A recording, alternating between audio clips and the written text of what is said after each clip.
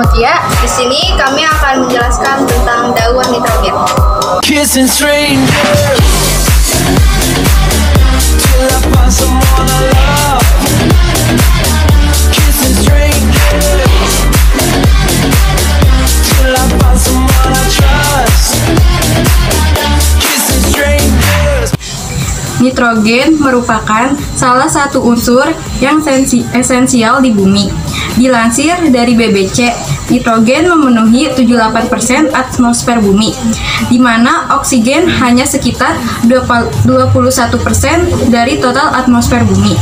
Sedangkan daur nitrogen adalah pergerakan nitrogen di alam, baik melalui bagian biotik dan abiotik dari suatu ekosistem.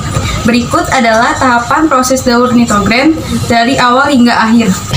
Yang pertama adalah fiksasi nitrogen. Siklus nitrogen yang pertama yaitu proses perpindahan nitrogen dari atmosfer ke dalam tanah melalui akar tanaman. Tapi sebelum itu harus melalui fiksasi nitrogen terlebih dahulu. Fiksasi sendiri memiliki arti mengonversi unsur menjadi bentuk atau unsur yang bisa digunakan atau bermanfaat.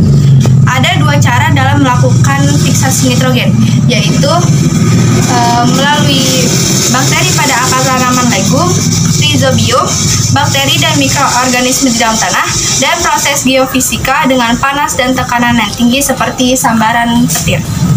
Yang kedua adalah amonifikasi pertama. Nitrogen akan diserap oleh tanah dan akan diolah oleh nodul pada akar tanaman legum yang terkandung bakteri rhizobium atau azotobakter. Bakteri tersebut fungsinya untuk mengikat N2 yang akan digunakan dalam proses metabolisme tumbuh tanaman. Di akar inilah nitrogen dikonversi menjadi amonia NH3. Yang ketiga adalah nitrikasi. Selanjutnya, amonia akan dikonversi menjadi amonium NH4+, yang kemudian menjadi nitrat atas bantuan bakteri nitriing pada akar. Lalu, NH4+ ini kadang diubah lagi oleh bakteri nitriing atau nitrobakter menjadi nitrat NO3-, karena tumbuhan hanya bisa menyerap nitrogen dalam bentuk NH+ dan NO3-.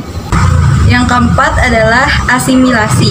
Proses penyerapan nutrisi oleh tanaman disebut dengan asimilasi.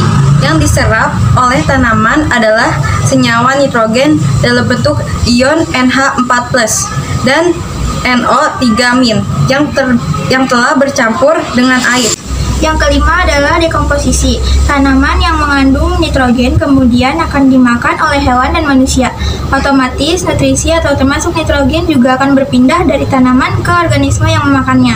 Ketika organisme seperti tanaman, hewan, dan manusia mati atau kotoran fasis mereka dikeluarkan dari tubuh, maka akan mengalami proses dekomposisi atau penguraian di dalam tanah.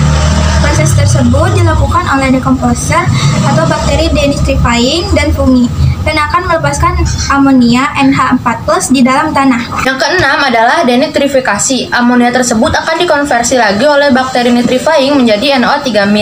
Sebagian dari NO3- tersebut akan digunakan lagi oleh tanaman, sedangkan yang lainnya akan diubah oleh bakteri denitrifying menjadi nitrogen di atmosfer kembali.